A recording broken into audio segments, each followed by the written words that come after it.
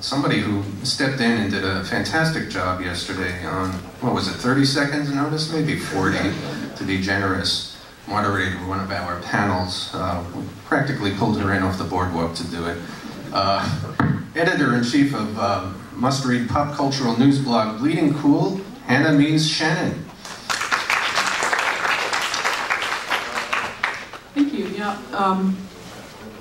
You might not know me yet because I've only been in the job for a few months at Bleeding Cool, but yes, I'm the new editor-in-chief there. The site has doubled in the past 2 years in readership, so they thought they needed someone to help carry the extra weight that was going on the site. But yeah, I encourage you to check out our site. We'll have Asbury Park ComicCon coverage going up, and some already today. But this is a man who really needs no introduction, but I'm going to do it anyway. This is Mr. J.H. Williams, Jim Williams, as you might know him. He's been working in comics since the early 90s, and some of his most prominent titles include Chase, of course, Promethea with Alan Moore, all of those issues, 7 volumes in collection. Since then, of course, he's worked with Warren Ellis on Desolation Jones. He's also worked on Detective Comics and then Batwoman. And the fan craziness right now is over Sandman Overture and his beautiful artwork there. It's out in 2 issues and more to come. He's been, as far as I understand, chained to his desk for months now, but he's been let out and thankfully came to see us here in New Jersey, and we're very happy to have him here. So I wonder if we can give him a round of applause for coming all the way here for us.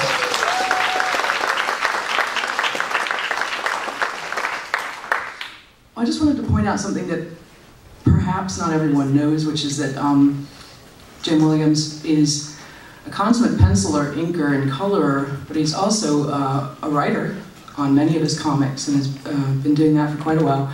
And more recently he's been doing work with CD album covers and fine arts, and also clothing, as far as I understand, which excites me a lot because it's very cool. So could I just ask you first to tell us a little bit about how you developed your style over time? Were you more someone who learned from other people or from watching what they were doing, or more from trial and error? Like, how did you acquire your skill set, in your opinion?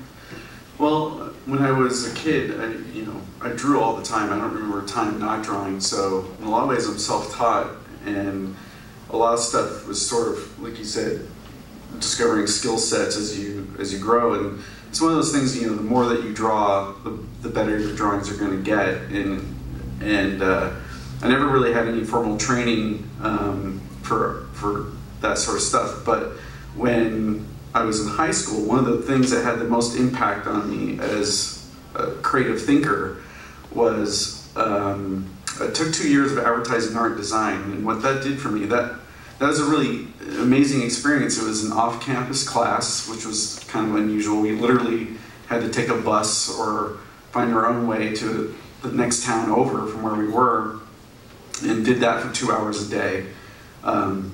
And what was amazing about that was the teacher involved. The teacher involved was all about, really wanting you to figure out what was behind the drawing. The quality of the drawing was less of his concern and more about the idea behind the drawings themselves. What are you trying to say? And as I started doing more and more, wanting to do comics, I always wanted to do comics since I was like age 10. And but when I took that class, it really kind of opened up my eyes on how that mode of thinking can be applied to comics. And as I kept drawing more and more comics and doing more professional work after school, that became more and more of a thing that started to show up in my work. And that's what I think where all the crazy layouts and stuff came from, in combination with being exposed to people like who we just were witness to there with Jim Steranko and Jim Starlin and Will Eisner, and a lot of these guys I was exposed to very young as well. And so I could see how they were doing that in a lot of ways. They were putting ideas into what is behind the drawing itself, and in combination with making a good drawing. So that has a huge impact, and it's pretty much been prevalent in my work for a long time now. I'm going to geek out for a minute here, but maybe in an unexpected way. So what are the actual materials that you've tried and either kept or passed over in terms of creating your art? I tried to, I was always like, even before I was drawing comics professionally, I always would try to find tools that I liked. And so, you know, without being able to, I can't really remember specific things I threw out that I just couldn't stand, but, you know, it's like one of those things where it's trial and error, and you're just going through different, oh, let's try this pen, oh, that pen's horrible. One of the things that I can say specifically, I tried inking with a quill early on. No way. I don't know how some people can do that. That was mind-boggling for me. So any like line work, I pretty much rely on a pen and then go back in with brush and stuff like that. It was interesting trial and error, finding the right kind of ink that I liked that flowed off of a brush nicely.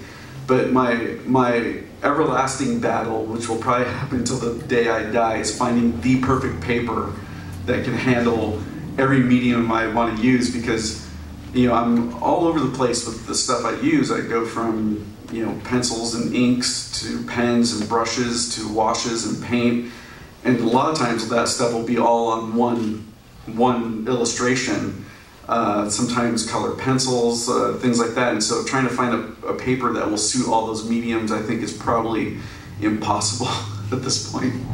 So I've had to settle for stuff I've found to be the most forgiving in those areas. So that's kind of what prompted my question. Was I can see so many layers of different media on the display in whatever panel I'm looking at. I was wondering how you do that without them all smooshing together and blurring together. And do one kind of media wait for it to settle and then do another? Yeah. Kind of thing? Yeah, very much so.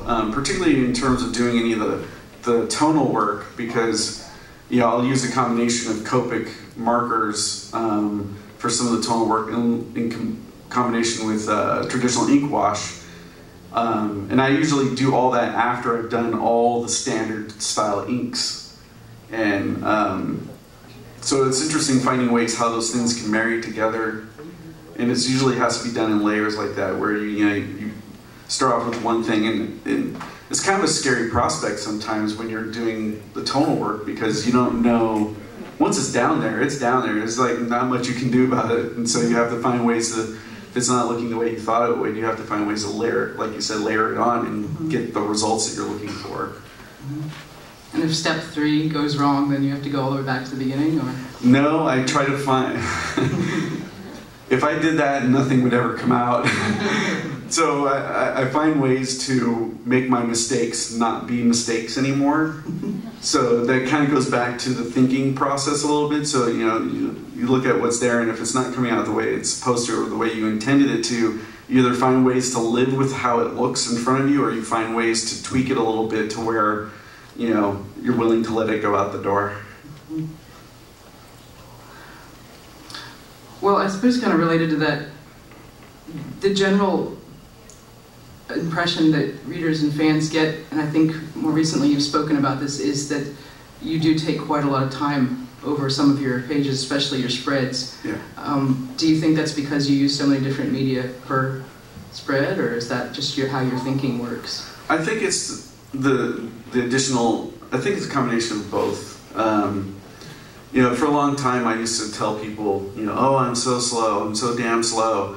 But I've started thinking about things more, you know, in a different way recently, where I start looking at what I'm putting on the page in terms of the full rendering and all that stuff. And, you know, I'm not just a penciler that someone else comes in and does inking over to where the process can move along faster, since I'm doing it all.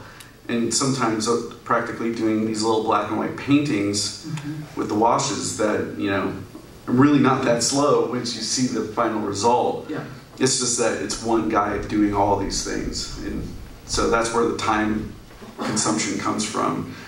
So I can, you know, for an average spread, you know, I guess I can average out 2 to 2.5 pages a week, fully completed pages like that.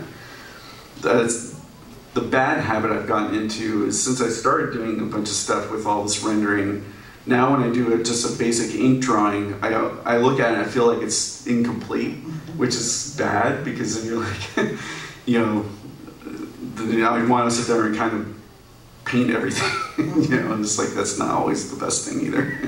Does it look sort of naked to you at that point? Yeah. It's the beginning. Yeah, I'll start looking. I'm like, there's nothing there. It's not finished. There's no shadows. The word, you know, the corner over there doesn't have a shadow, or whatever.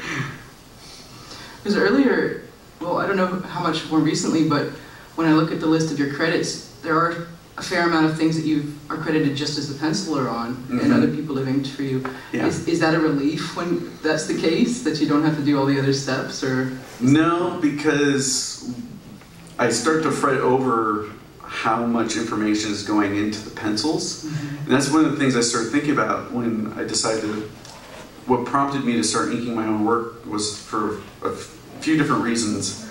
One, I found the amount of time I was spending on the pencil work to get all those details in there accurately enough to make it to where the inker doesn't have to try to read my mind.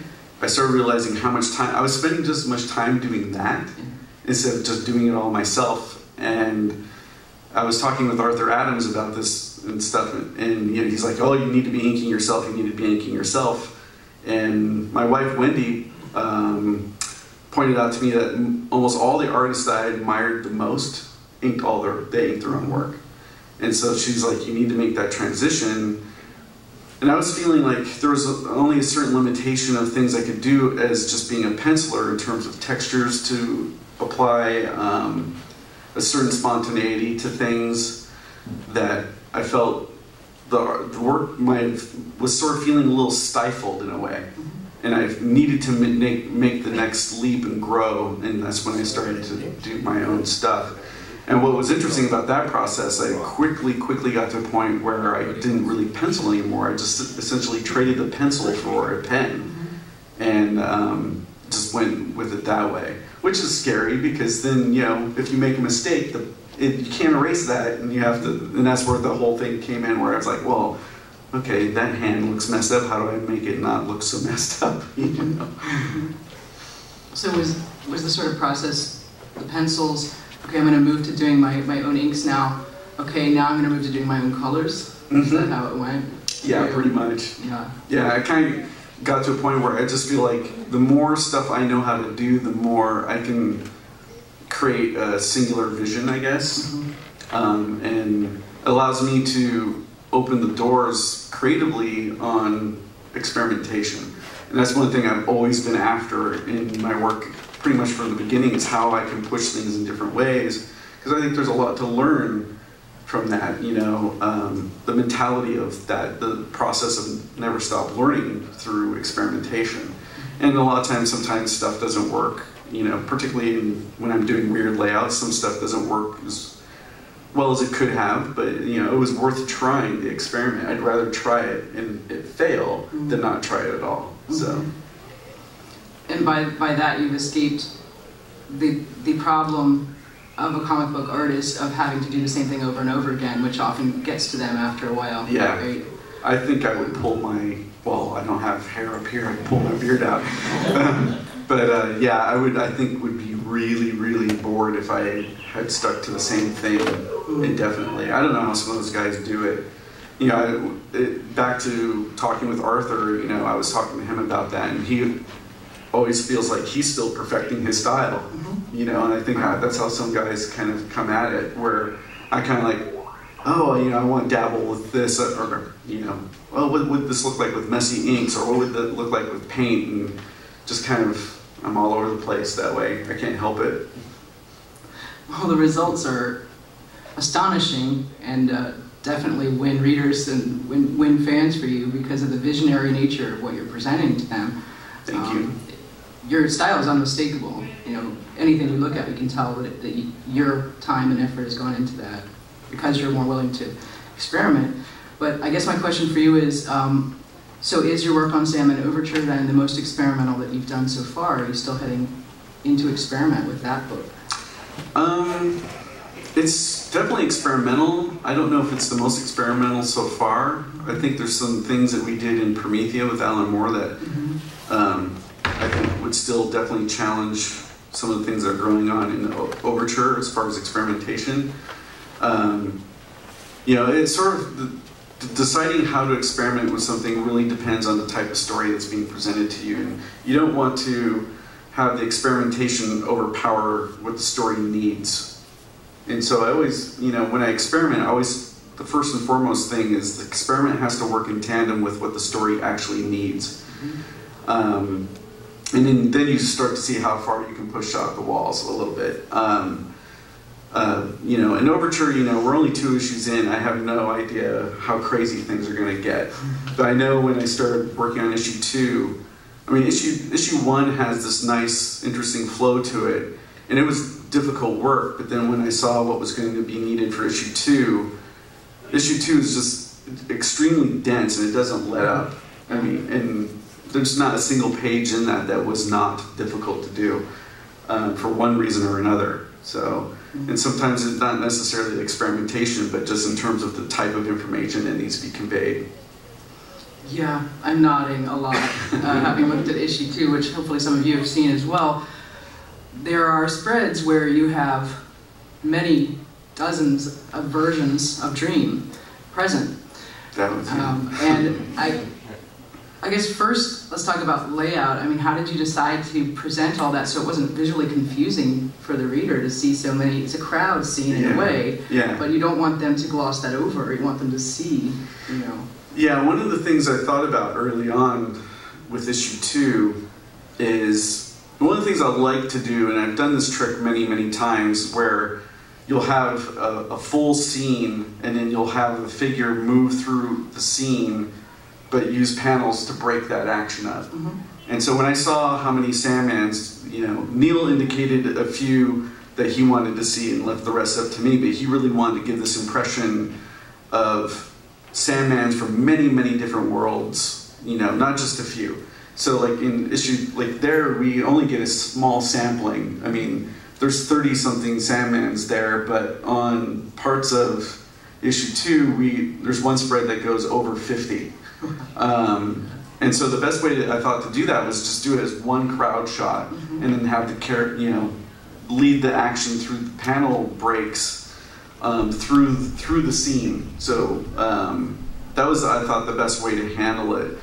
And you know, then on occasion take one of those panel breaks and make it its own panel where all of a sudden you've changed the angle, and then you might be able to get to see a couple different Sandmans that aren't in the giant shot too, you know. So yeah, that spread took me forever. That was difficult. It's a poster basically. I mean, it's a full work on its own. It stands by itself. So, how did you render distinctive all of these different versions of Dream? Visually designing them yourself, like characters? You just designed each one separately? Yeah, pretty much. But when I design characters, this drives people nuts, and it can drive the publisher nuts sometimes too, because I'm not one of those guys that do character sheet designs. I design on the board as the story dictates what needs to be done. So, you know, I can't imagine how much it would have taken me a month if I had to just design a sheet for each of those characters. So I just started, like, whatever came to my mind of, you know, at the moment, I just would draw that character. You know, there was a couple that were particular, you know, homages, let's say. Like, there's, you know, a Mark Hempel Sandman in there, because I love Mark Hempel's work on the early stuff so much, things like that. But then there's places where, like, you know, I wanted this one Sandman to look like he's a, you know, we called it, you know, Dave and I, the colorists, call him Cancer Sandman, because he looks like this wonky cancer thing, you know, stuff like that, just whatever would come to my head. And as I started thinking of these different types of details, I would start thinking about, oh, you know, maybe that should be drawn with these kind of techniques and things like that, and try to apply different styles to each one. Some of them are more subtle, and some of them are more overt, you know, in terms of noticing the different styles. So it sounds like Neil didn't ask you, here are my 50 different Sandmen that I want you to draw in, representing different worlds, different things. You actually were given the freedom to create that visual. Yes, yes. There's spots where when he first like for this spread in particular, and then when he wrote the scene for issue 2, he said we have to have a Jack Kirby Sandman and that sort of thing going on, and a lot of that comes also from like before he started writing the series. He asked me to do a list of things I was interested in, objects or subjects, and so I just gave him this big long list, and he's been slowly checking it off in different ways. So like, the Kirby Sandman was, I think came from that because I told him I love Jack Kirby and things like that, and so he's been finding ways to reference stuff that way. And but I think my favorite thing to do was to do. Well, he knew I liked to do cats, and so he wanted the cat Sandman, and it was my idea to make the cat extremely giant. I just thought that would be so cool to see this giant, weird-looking cat.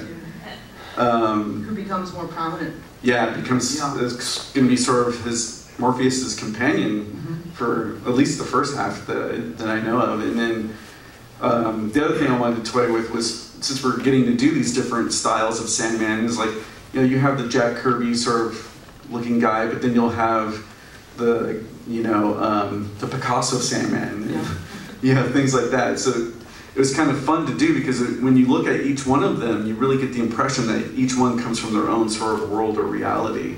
And I think that says so much when you're dealing with a large group of characters that way, because a lot of these guys, that's the only time you're going to see them. They don't have a speaking role or whatever, and so when you handle the style of a character differently next to the style of a character standing next to them, it's sort of, even if they don't speak, it sort of tells you something subliminally inside of your mind about what they might be like. And I think that's kind of cool. You can't do that anywhere else but in comics, though. This brings to mind the fact that many of the different versions of Dream speak differently in different fonts. This is Todd Klein coming out with amazing fonts and things. Oh yes, Todd is a master of that. He's afraid over there. Yeah, that was so much fun knowing that, when I was laying it out, there was different characters that, since Neil gave me some freedom on who I was going to draw, there was places where he said, oh, put whoever Sandman you want here, but they'll be saying this, or there's other times where he's like, I want an electric Sandman, so I came up with the robot Sandman, and he ends up getting to speak. And then when I drew this spread in particular, some of the dialogue that you see here from some of the characters actually wasn't in the original script. Okay. But when Neil saw all the different styles, he said, oh, this guy's got to say something. And that inspired Todd, because he saw different drawing styles and stuff, and so he really wanted to make sure that each one had a different quality to them. And I think my favorite is the Picasso Sandman lettering there. I think that's just amazing. The Todd is so good at that stuff, and you never know what you're going to get from him in terms of creativity, other than that it'll be amazing.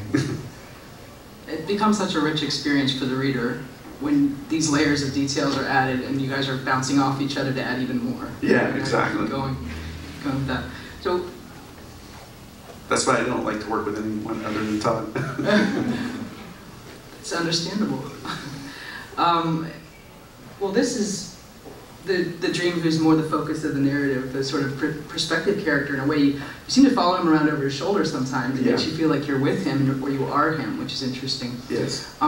What about the design of the central character?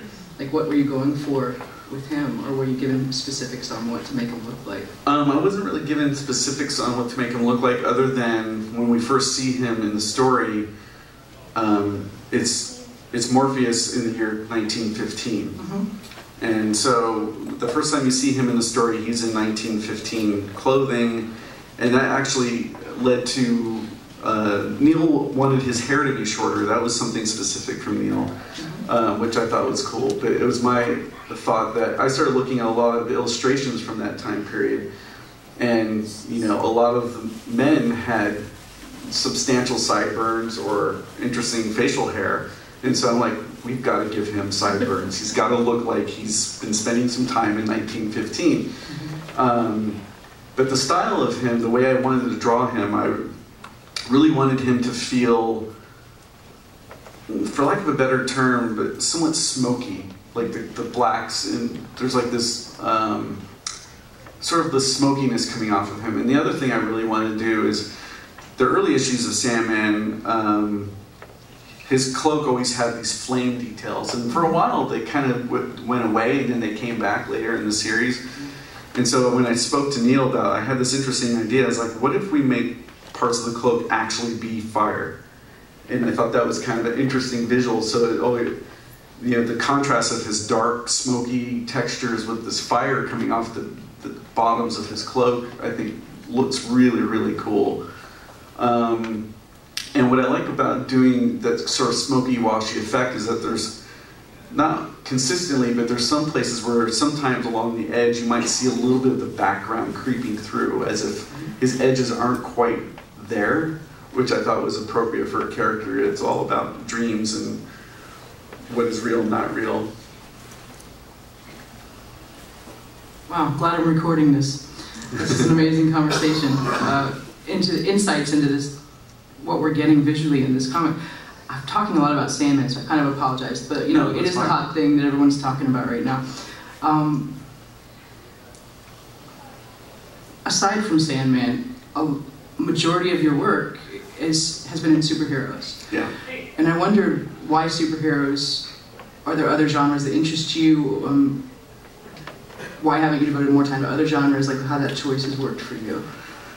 It sort of was one of those things, like, when I was a comic book fan growing up, the majority of the stuff you would read is superheroes, much like it is for a lot of people today. But I don't necessarily have a distinct interest in superheroes. I know that there's a lot of interesting story potential that can be garnered out of them because they're sort of a modern mythology in a lot of ways. Mm-hmm. But I'm getting to the point where I'm much more interested in just a good story. It doesn't have to be superheroes for me. It just sort of, I ended up sort of in that area. I'm not quite sure. It wasn't like a purposeful game plan. Mm-hmm. But as early in my career, when people started getting, publishers got interested in my work, of course they're going to gravitate you to the superhero stuff because that's where they make their money. Mm-hmm. And but I have a much broader interest. Some of the things I want to do, or definitely would not be considered superheroes. Heroic fiction, mm-hmm. mythical fiction for sure, but not not the traditional superhero thing. And honestly, I think comics need to move more towards that. It's too reliant on the superhero thing. And that's why I love working on something like Sandman and even Promethea. When Promethea technically was a superhero, but when you read it, it's nothing like a superhero comic you've read before. But I also I have an interest in crime fiction, and so when I did work on Desolation Jones, that was a great opportunity to kind of toy with that. I'd love to do some more stuff like that. I noticed that popping up in your publication history, little things here and there that made me think you were interested in that. So it's more like that superheroes are such a large part of the industry that when people are approaching you for work, it's more likely to be superhero work than anything else. Yeah, which, nothing against superhero comics, but I feel that's a little bit unfortunate because comics have so much more to offer. It's a medium that you can do anything in, and, but things have, been so entrenched in the superhero world for such a long time that I think, the industry is still trying to find ways to grow out of that. But I think it's here. It's on. We're seeing it when you look at all the stuff that's coming out from Image Comics.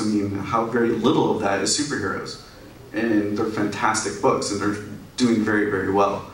And that makes me happy because then now I can see where I can move to and feel like I can do it. The number of books that, since I work as a reporter, I would also have a local comic shop I spend a lot of time in. The number of books that come out every week, the number that are non-superhero is now, it's becoming 50-50 at least. Right. All the other genres are coming up to the 50% mark versus the superhero comics. So yeah, there's so much more available for readers, and that's exciting because the more that's available, the more likelihood it'll spread and people start creating more as well. Yeah, and I think some of the, my style manipulation thing that I do where I toy with stuff, a lot of some of the things I'm pulling from aren't superhero comics. You know, I pull from a lot of different sources, and so that's what I think this is some way that I kind of get some of my own self-satisfaction in the creative process, because I want to be able to draw different things, you know. It's opening doors for you as well. Yeah. There's more out there. We're going to go back in time for a minute then. Can you tell us about the journey of working on Promethea for such a long period of time? At that time, you hadn't worked on such a long run before, right? Was that a time when you were kind of experimenting and teaching yourself new ways to cope with situations that you wanted to portray? I mean, the book is such an experiment. Every issue is different. Yeah. Right? Yeah, I mean, that definitely was a huge, huge learning experience. And, you know, since it happened earlier in my career, I mean, it came along at that time where I needed that to happen for myself, because it allowed me to grow in so many ways. And when I saw, you know, what we could do, and I started talking to Alan, and I saw that, you know, so a lot of the stuff involving Promethea had a lot to do with appreciating art in general. You know, there was a lot of that sort of philosophy going on in some of the context of the series and the character that really opened up my mind to say, hey, you know, we can try this or we can try that. And I would have conversations with Alan about that, and I think he really appreciated that I came at it with saying, you know, challenge me as much as you think I can be challenged. And I think Alan really relished that and interjected a lot of that into the story. So like when we did the whole middle section of the series that, you know, Alan and I would call the Kabbalah Quest, where we went on to each world of reality. There was like 10 different worlds we went to. You know, I said we need to make each world a completely different style and really push people's expectations of what that can be. And I learned a lot there, because, you know, it really taught me that I can, you know, we can try anything. You know, whether it always works, who knows? You know, but let's try it. And because that's the one, like I was saying earlier, I mean, comics can be anything. That's what's so great about comics. You can do anything, and so why limit yourself? Certainly, I think Promethea poses that question. I think the fact that it exists challenges creators and artists and writers, because it seemed, if you step back, if you read like a proposal for Promethea as it stands, people would say this cannot be done. It just can't. But you didn't entertain that thought. No. So that's why it exists. Right. Yeah. A lot of great creators have done that too. Yeah. Just haven't entertained that possibility that it's not can be done. Yeah. I mean, I'm always of the mindset. It's like, you know, I'm not just willing to go up to the cliff, I'm willing to go over it. So, and Alan is very much that way too. When you really look at all the things that he's done, I mean, come on. And when I got the opportunity, when that first came to my doorstep to work with him, I knew right then that I'm like, this is going to be an opportunity to where I can really push things, because I knew he would be open to it. And